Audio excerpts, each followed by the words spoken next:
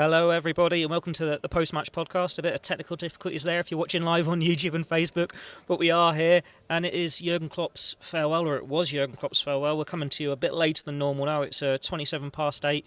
Jurgen Klopp only left the pitch for the last time, I'm going to say 7:45. He's only just finished his last press conference as Liverpool manager 5 minutes ago. Unsurprisingly, it's a very long one here as Liverpool round off the season in style with a 2-0 win at home to Wolves, but that's not what we're interested in, is it? It's all about Jurgen Klopp after bringing the curtain down on a very, very successful 9-year reign as Liverpool manager, one of the greatest there will ever be. I'm Theo Squires, joining me is Matt Addison. As always, the post-match podcast is brought to you by Blood Red, by the Liverpool Echo, and by our sponsors, NordVPN.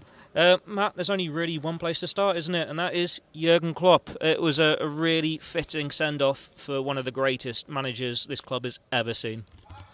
Yeah, absolutely. It's hard to put into words, isn't it? I'm sure, like me, you've been trying to do that for stuff for the websites and trying to put things into perspective, but it's so hard to do that, really, to do it justice on a day like today. I thought the speech was 7 minutes of perfection from Jurgen Klopp. There was a couple of surprise elements in there with the Arne Slot song, but yeah, it was just a perfect encapsulation, I think, of the relationship, the sort of, I suppose, just the perfect alignment really between the manager of the last few years and the crowd and everybody in here. It was emotional, it was very poignant, it was perfect really in terms of what he would have wanted. I think it was, no surprise that he was able to put together words like that.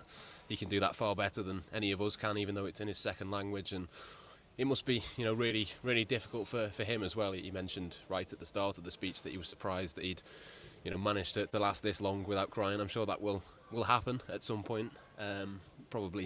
Possibly, might have even happened already inside the dressing room as Liverpool's players continue to bid him farewell. But yeah, it was a fitting occasion, wasn't it? It was what we thought it was going to be in some respects, but you never quite know what's going to happen with these things. And I think there was certainly more than enough iconic lines in there that we'll be talking about for the next few years. And we've got the video clips, we've got all the rest of it. It was very much a day that you will look back on probably for the rest of your life, to be honest. That'll be something that for us who've been fortunate to be in attendance today, people who've filmed it and videoed it and all the rest of it, you've got those clips for the rest of your life. You'll be showing those to your grandchildren and things like that. So yeah, it was a big occasion. It was a privilege to be here, and I thought Jurgen Klopp absolutely got it spot on.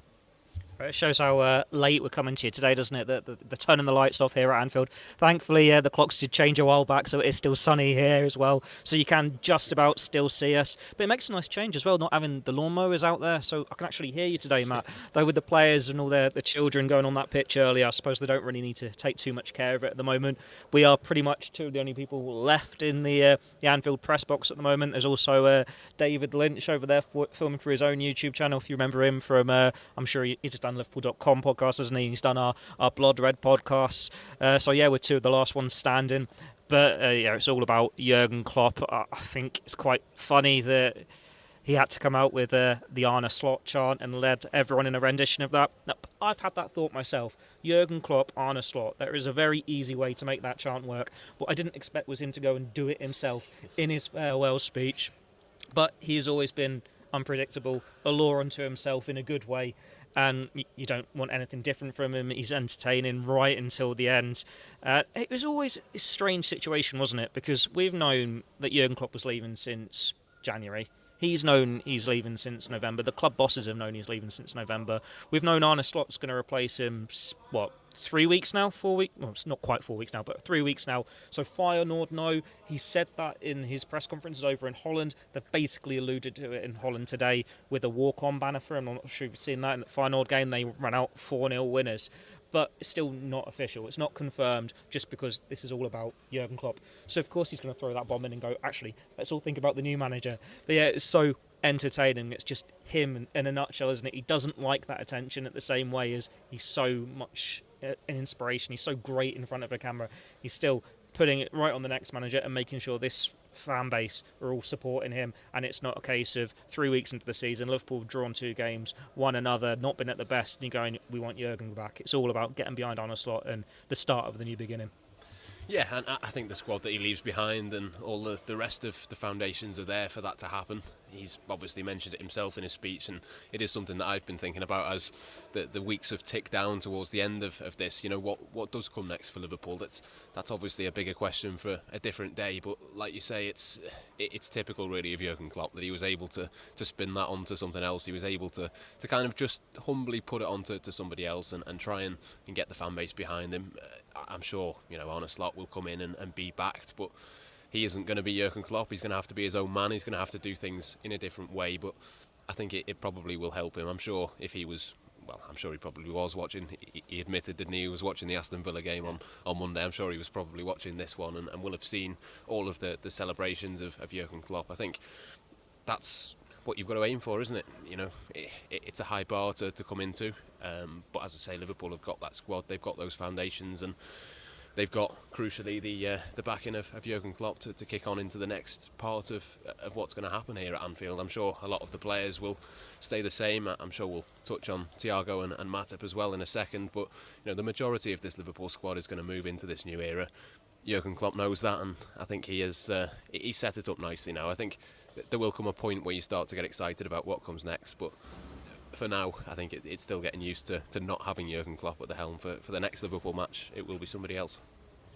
Come on, people, we are live on Facebook and YouTube. Get your comments and join in the conversation. Pay tribute to Jurgen Klopp and his backroom staff, and as Matt's just said, Thiago and Matip. We always enjoy getting your comments. We've got one from Paul, which is just quoting our colleague Ian Doyle with Klopp's gone. Now, I've not actually checked Twitter yet to see if Doyley has gone for Klopp is gone yet. I know he is planning on doing a special one for the last time. He has already got in mind what he's going to do for Arne Slot as well, though I'm not going to spoil that for you. You have to come back in pre-season for July to see what he's got in store there, or maybe we'll get it in the first press conference, which will be some point in the next 2 months. Who knows when they're planning on that.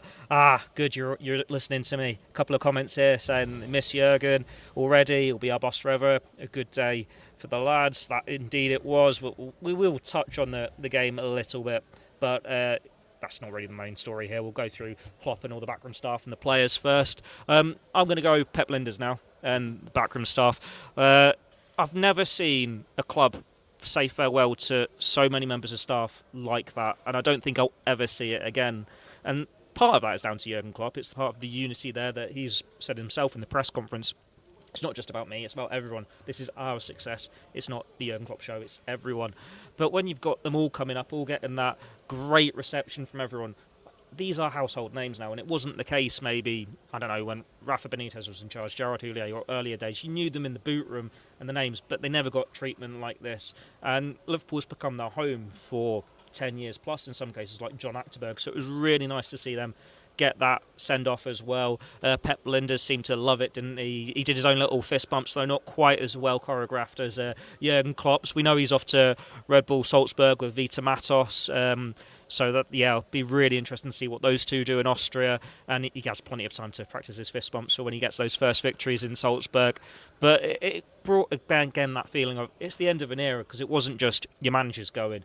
It felt like everyone's going. It must have been, 7 members of staff they had out there as well, along with Klopp, and then you've got your 2 players as well, who we will touch on. But yeah, shout out to the backroom staff, because they have been a massive part of this club for the past 8-9 years. Yeah, and again, you can talk about Jurgen Klopp's humility, and he's often spoken about all the people in the background. He has been at Liverpool. I'm going to have to get used to using the past tense, aren't I? He's been across his entire time at Liverpool very much somebody to spread out those tasks, to give responsibility. I know Pep was speaking ahead of, obviously this week and all of the media that he's done this week. He said, ahead of the Champions League final, Jurgen Klopp said to him, this is your final. You're going to decide the way that we play and that sort of thing. And for Jurgen Klopp to give that responsibility to not just him, but Vito Matos has had a really important job in terms of bringing the players from the academy through. That's the job that Pep Linders began at Liverpool before he became Jurgen Klopp's assistant. There's so many parts to this, but crucially Jurgen Klopp has been able to get the best out of all of these people. And like you, I'm going to be fascinated to see what happens with Pep at Salzburg. I think that's a really good fit. I think it makes loads of sense. I think it's the right level of club.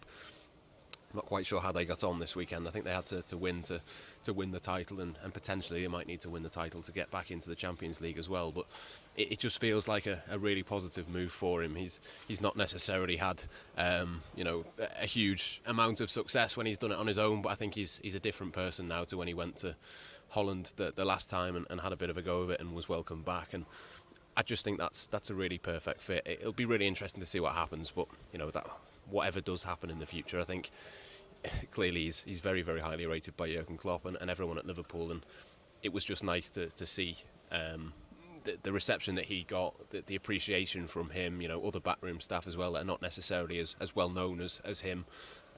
But yeah, for Liverpool really, there's been a collective effort. It's Jurgen Klopp's farewell, but it's the farewell for a great number of people. And again, it will be interesting to see for the future who Arne Slot brings with him, how they integrate, how they replace Vito Matos. I think that will be really interesting to see what they do with that. There's lots of questions to answer really, but for today it's about Jurgen Klopp and his backroom team.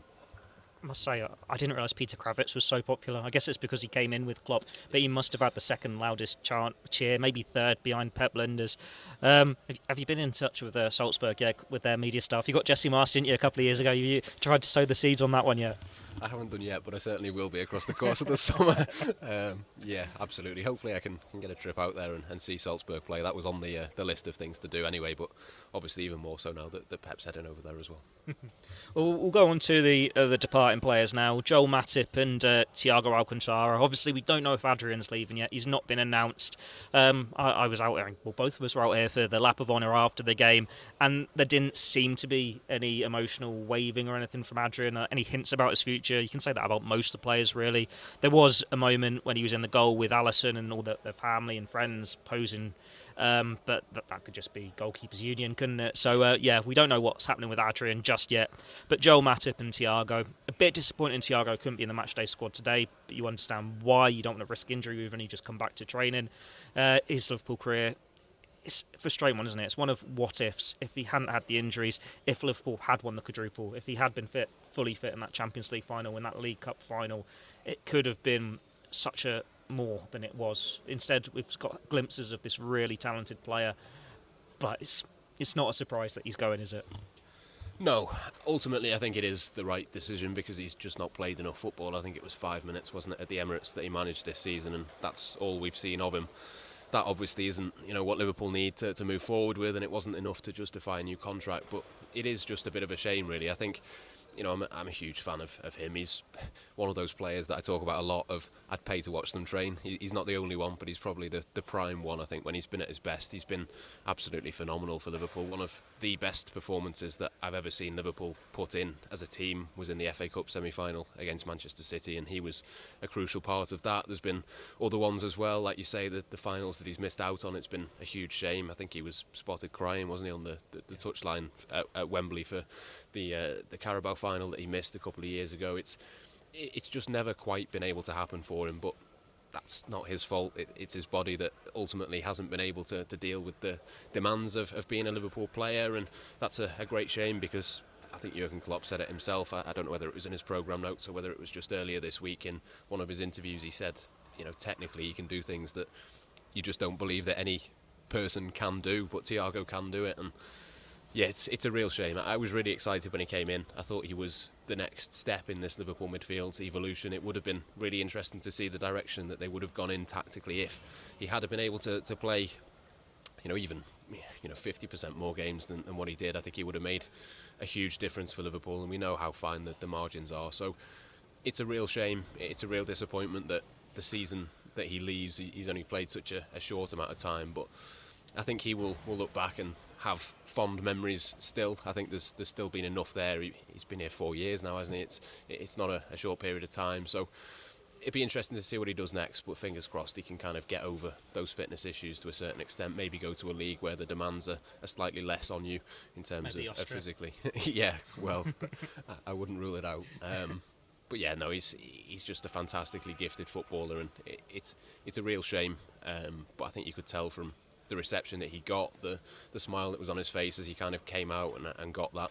Just before we did this, I saw him walking down, pushing the pram with a couple of his kids, and his kid ran onto the pitch and scored a goal at the Anfield Road end. So there'll be things like that, but you just wanted it to be a little bit more. You wanted it to be another Champions League winners medal for him. You wanted it to be, that he was the one that could help, Harvey Elliott and all of the young kids come through. I'm sure that will have still happened behind the scenes, but obviously hasn't quite been able to manage that on the pitch. But yeah, it's a shame, but he's an unbelievable footballer at the same time.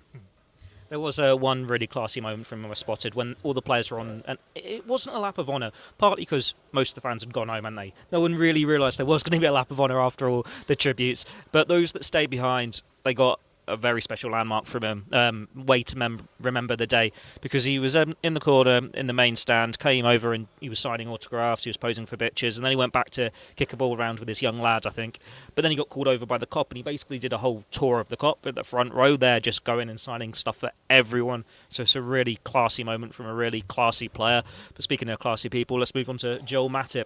And it's an interesting one with Matip because we know how popular he is. He's another player who he's had a lot of injuries. His body maybe didn't quite hack the Premier League at times in terms of the intensity, but he was here twice as long. He won absolutely everything. He's one of the most popular players Liverpool are ever going to have. He's the greatest free transfer they're ever going to have. He got a really nice send-off. We knew he wasn't going to play again for a number of months now since he did his ACL in December. I'm imagining his ears are a bit sore because the players were flicking them when he was going down the guard of honour. But yeah, it's a really great servant for this club who, if you pick your Jurgen Klopp Dream 11, he's the one who's next to Van Dijk at centre-back. He's just another fantastic servant. Yeah, again, an unbelievably gifted footballer who probably should have played a few more games for Liverpool because of those injuries, but I think he's one of those that I think we'll probably appreciate a little bit more once he's gone. I think he's been almost like a meme-like figure at certain points, and I think that probably doesn't help him in terms of the seriousness of how good a footballer he was. He was an underrated footballer for that reason, probably because he played alongside Virgil van Dijk as well. Obviously Van Dijk is going to get most of the plaudits, but Joel Matip was probably Liverpool's standout player in the second half of the 18-19 season. He was unbelievably good at that point. He's had spells in this Liverpool team where he's been undisputed as the number one, and I think a couple of years ago they were able to rotate between him and Konate. That was a brilliant opportunity for both of those to sort of integrate the Frenchman into the team, and Matip was difficult to oust until he got injured. I think he would have played a hell of a lot of football. I think he would have worked his way back into the team if he hadn't have got injured this season. Maybe if he hadn't have got that injury, it would have been interesting if he'd put together the second half of this season being in the team week in, week out. What they would have done with the contract situation wouldn't necessarily have changed that given the age that he is, but it would have certainly given them a little bit more food for thought. I think he's a player who is going to be missed. He's going to have to be replaced, and I think Liverpool will have to find a player who can dribble from his own penalty area to the other penalty area and not get tackled, because I think Joel Matip is the only one in that Liverpool squad that can do that. We will touch on the actual match now. Believe it or not, there was a game of football today. Liverpool ran out 2-0 winners. They got a clean sheet, Matt. An actual clean sheet. It's not something we can say very often this season. Really, can only touch on the goal scorers. I suppose there's the red card as well, but are we bothered about Nathan Semedo stamping on McAllister's ankle? We'll go for the first goal. Really nice move. Great cross from Harvey Elliott. McAllister somehow unmarked, and he puts this perfect header across goal. He's not been at his best, has he, the last month or so when everyone's dropped off from being fatigued. There was a spell in the spring where it looked like he was going to lead Liverpool to everything because he was just superb. But a nice finish the season for him. An impressive display from the Argentine. Yeah, he seems to get clattered every single week. I feel like I've seen that tackle on him quite a few times in the last few weeks, which is probably part of the reason why he's tailed off a little bit physically towards the end. But I think he would probably be my pick for Liverpool's player of the season. Maybe Virgil van Dijk up there as well. Van Dijk, just because of Wembley. Yeah, the Wembley appearance and the goal there was superb from him. But I think it's probably between the two of those. The header was really nice. The cross was perfect from Harvey Elliott. I think it's going to be really interesting to see the position that Harvey Elliott takes in the squad next season, because for me he's got the capability and the ceiling to make himself a number one pick on that right hand side of the midfield trio, if we assume that Slot goes with the 4-3-3 and keeps the players in those positions. I think that's a perfect next step for him really to get regular football there. I know Jurgen Klopp saying that he regretted not playing Harvey Elliott more will get plenty of mentions over the next few years, but I think he's right to think that way. I think there's been certain moments where Harvey Elliott has just come in, done really well, and has come out of the team again, but it was nice to see him really get the last 3 or 4 games on the spin, was it, that he's played. I suspect that might be a feature of Liverpool next season as well, though I'm sure Dominic Szoboszlai might have something to say about that. With Elliott as well, hasn't he been one of the best in terms of assists in the Premier League, or maybe in English football in the top flight since the turn of the year? I'm not sure what the updated figures were, but he was like third, wasn't he, behind De Bruyne and Rodri at some point. So considering he's not started every week, at the start of the season he did have people saying he doesn't create enough, he doesn't score enough, he doesn't assist enough, but he's certainly been having an impact now. He's got his assist here. He technically played a part in the second goal as well, because I think it was it his corner, was it his side? But he just seems to be involved in everything.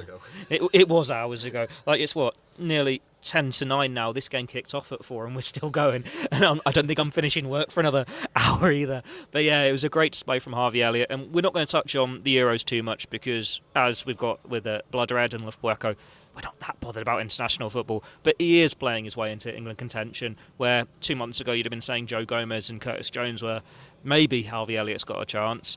But we'll move on to the other young Englishman in the squad, though. He's got the last goal of the Jurgen Klopp era, and I think, quietly, that is the most fitting goal scorer today for that final goal. Jurgen Klopp, in a season where Liverpool have played 18, 19, 20 academy players. Granted, some of them have been in this first team a hell of a long time, like Trent, Curtis Jones. But it's all about that next chapter, passing on to the younger guard who's coming in, and Jurgen Klopp has been one of those. He's now got 2 goals in, 6 days? Joe Gomez hasn't scored for Jurgen Klopp in 9 years. But yeah, he's putting in a really strong finish to the season, gotten a couple of goals, putting in some great tackles, great passes. He can dribble as well, he's quick. I'm really interested to see where he is in the pecking order next season, because he is really one to watch. Yeah, I think possibly the defining image of this season is the image of the Liverpool Academy graduates with the Carabao Cup at Wembley, and Jurgen Klopp has probably had the best season of all of them, I think, in terms of what he's done this year. He's been absolutely magnificent. I think the second half of the season he's really come into his own. As you say, the last few weeks he is the number 1 pick alongside Virgil van Dijk at the moment. I wondered whether Jurgen Klopp might go back to a couple of his favourites and maybe bring a couple of players in for that final game, but obviously Kwanzaa played and like you say, scored the goal. I did wonder whether it might have come off the defender last, but let's not talk too much about it. We'll brush over that. But yeah, it's been a fantastic season for him. I think, next season something similar would still be progress. It doesn't have to be that he is now the number 1 pick and that's that. I'm sure Canate will come back and play loads of matches. I'm pretty sure Liverpool will sign a centre half this summer as well. There's going to be more competition for places, but there's going to be more competitions to play in as well. The Champions League is the next challenge for him if he can come in and deal with that. If he can deal with being at the top end of the Premier League for a full season and being a real rotation option for those matches, he's going to make himself a real part of the future for Arne Slot as we expect it to be. And he isn't the only one. There's lots of players that I'm really excited about in terms of the next step and the future, but I think he's probably the one on the evidence that we've seen so far that probably has the biggest ceiling of all of them. Well, we'll save that for future podcasts. I think we should probably time we get downstairs and try and finish for the day. Thanks for tuning in, not just today, all season long. We've really appreciated your support. It's great to see the audience growing on Blood Red podcast again and having all your comments coming in. It really means a lot to me and the guys. Actually, when I was walking in today after picking up my press pass, I got stopped by a guy, shook my hand and said they were really enjoying the podcast. So it's good to know that you are watching, that you are enjoying what we're doing, and hopefully next season will be bigger and better. And hopefully we'll be brought on another great season for Liverpool. Like, tailed off a little bit towards the end of this year, but what an era it has been under Jurgen Klopp. The lights are going out here and it's lights out on Jurgen Klopp's Liverpool era, but it's all looking forward to the future under Arne Slot. He will be appointed at some point in the next few weeks. We'll see when that's going to be. You'd imagine Liverpool want to have a little bit more of Klopp farewell stuff for the next couple of days, and Arne Slot wants to have a bit of rest after the end of Feyenoord season. But that announcement will come at some point. We will have all the coverage from his first press conference as Liverpool manager, whenever that might be. And of course, the season might be over. Liverpool third. They know they're going to be in the Champions League next season. But when does that ever stop the content with us? All your transfer gossip and all your usual stuff will be here throughout the season. Pre-season fixtures. I'm just making myself feel tired now. The season's finished and I'm already piling ahead for the summer. We need a break, we need holidays. But no, yeah, the show goes on. Liverpool doesn't end with Jurgen Klopp. There is still plenty more to come with this club, with this very exciting young group of players. And of course, that starts straight again tomorrow for us, Liverpool Echo, where we'll have your Monday edition of the Blood Red podcast. I believe it will be audio only, because Ian Kroll, I think, is still on holiday. Naughty Ian. Evertonian, isn't he? So he's celebrating that season finishing in survival a couple of weeks back. But yeah, there'll be plenty of content on the Echo website. You'll have Doyley's player ratings, which are already up. I'm not sure who actually top ranked in that in the end, but I know they were looking good at half time. Jurgen Klopp, I think. Probably Jurgen Klopp, yeah, that makes sense. That sounds like Doyley. And then you have Gorsty's verdict. We'll have all the quotes from Klopp as well, because he did eventually turn up for a post-match press conference. We weren't expecting him to, but he did, to have his final official say as Liverpool manager. There'll be all your normal stuff on .com as well. But yeah, just thanks for tuning in. And Jurgen Klopp, I know you're not watching, and you probably won't be watching at any point ever, but thank you. You've made the last 9 years a hell of a ride, and we've both enjoyed it thoroughly, and I'm sure all of you watching at home have too. Until next time, thank you and goodbye. And this is always awkward because I don't have an editor on, so I've got to just push the button.